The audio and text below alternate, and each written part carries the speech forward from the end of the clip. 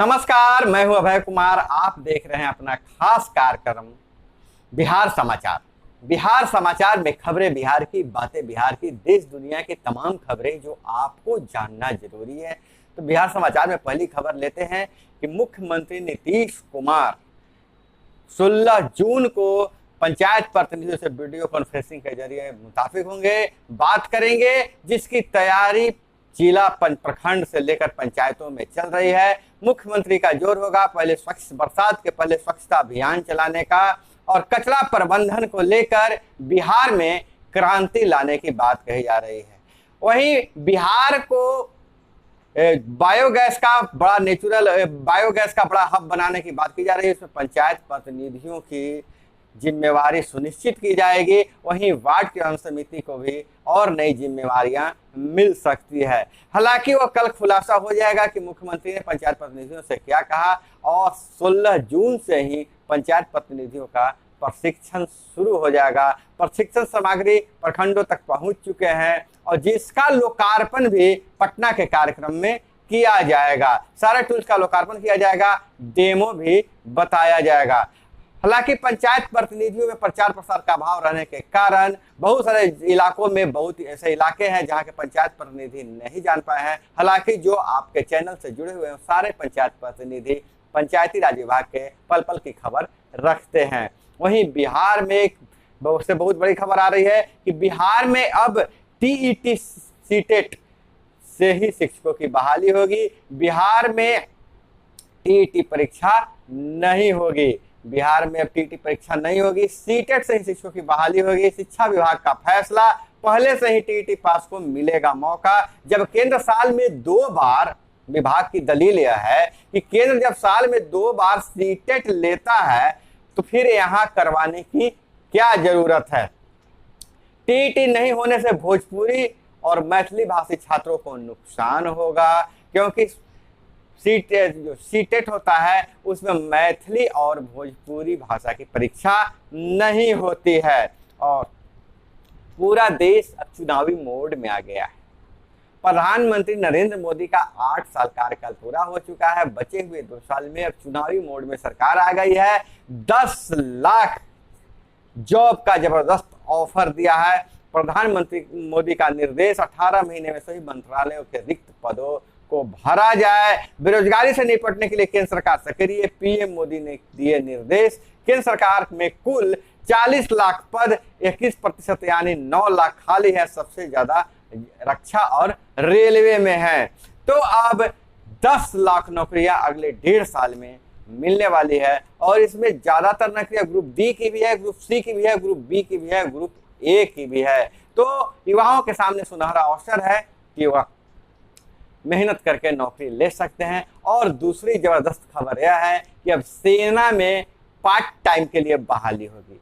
4 साल के लिए सेना में बहाली हो सकती है। 17 साल से 21 साल के युवा उसमें भाग ले सकते हैं। बहाली प्रक्रिया में साल में 2 बार होगी और 4 साल तक उन्हें वेतन मिलेगा। 4 साल बाद लगभग 10 से 11 लाख रुपए की एक मुश्त रकम मिल जाएगी और उनके सर्टिफिकेट के आधार पर प्राइवेट और सरकारी नौकरियों में कुछ छूट भी दिया जाएगा, कुछ सुविधाएं भी दिया जाएगा। आसान किस्तों पर लोन देने की बात कही जा रही है और सेना में यह क्रांतिकारी बदलाव है कि अब देश के ज्यादा से ज्यादा युवा सेना में भर्ती होकर देश सेवा कर सकते हैं। वहां से स्किल होकर, वहां से अनुशासन प्राप्त कर देश के विकास में योगदान दे सकते हैं। और उपेंद्र कुशवाहा, बिहार की राजनीति गर्म है। उपेंद्र कुशवाहा आरसीपी सिंह पर कभी न कभी तंज कसते रहते हैं। आरसीपी सिंह को मंत्री पद से इस्तीफा दे देना चाहिए, उपेंद्र कुशवाहा का बयान है। कुशवाहा ने नैतिकता का हवाला दिया। हालांकि उपेंद्र कुशवाहा ने यह भी जोड़ दिया कि हम ऐसा न सलाह दे रहे हैं न निर्देश दे रहे हैं, मेरी मंशा ऐसी नहीं है। और फ्रांसीसी कंपनी अडानी कंपनी में 25% हिस्सा खरीदेगी।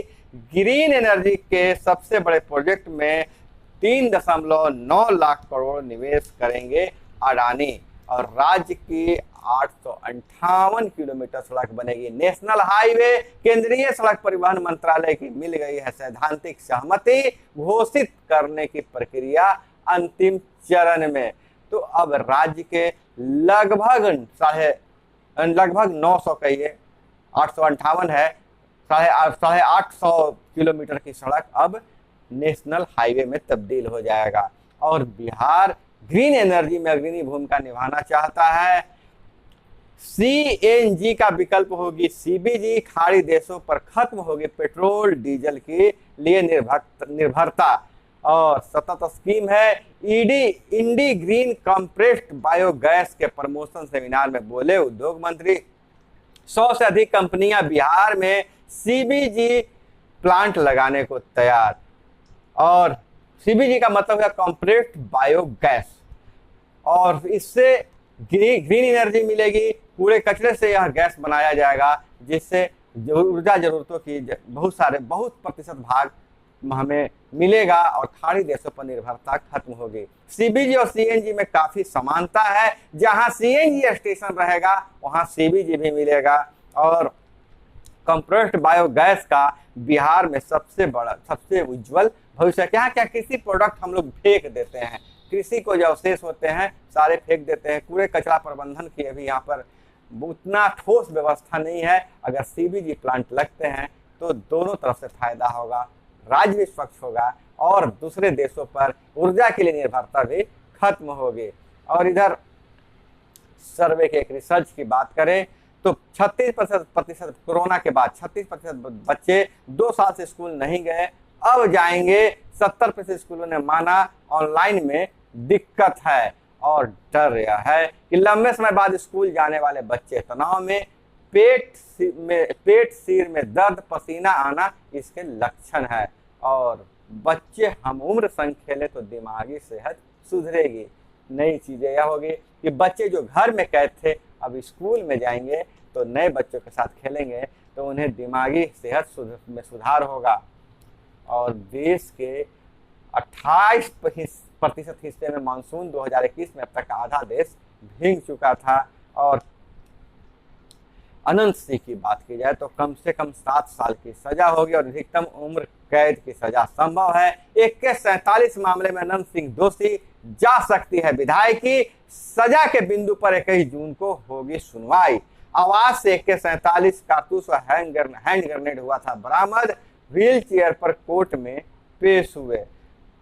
और एक्सपर्ट बोल रहे हैं कि 2 साल से अगर अधिक सजा होती है तो विधायकी चली जाएगी। और ईडी ने राहुल से 18 घंटे से ज्यादा पूछताछ की। दूसरे दिन 40 से ज्यादा सवाल किए गए। खाने पीने की चीजें महंगी 30%, 30 साल में थोक महंगाई सर्वाधिक है।